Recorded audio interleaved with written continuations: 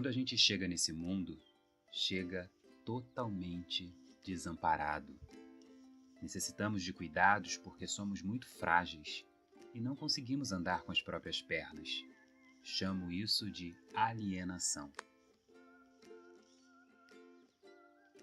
Mãe, pai, irmãos e nós. Formamos uma família cheia de sonhos e desejos. Queremos ser a família da margarina, feliz e sem problemas.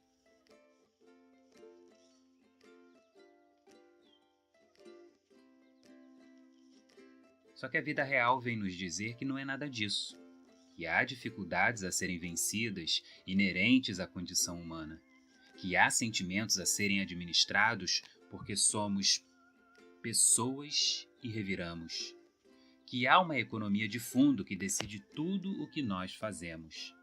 Essa economia faz a gente sair de casa com 17 anos, faz a gente se aventurar no mundo desconhecido e cruel em busca de nossos sonhos, faz a gente se meter em encrencas e, acima de tudo, faz a gente se movimentar.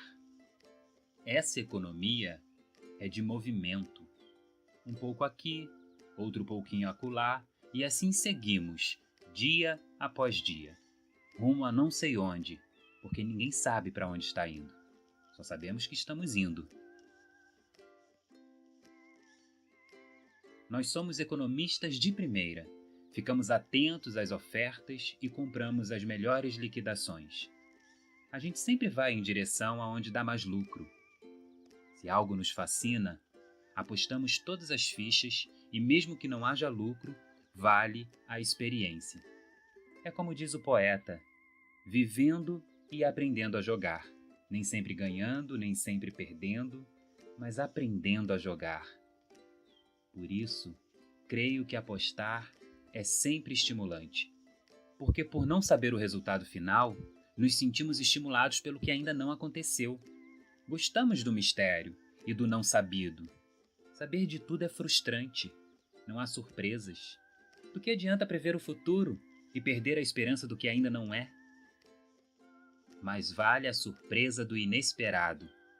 Por isso é importante ser e não ter. Ser o tempo e o momento, sem pressa de chegar ao fim, que não se quer.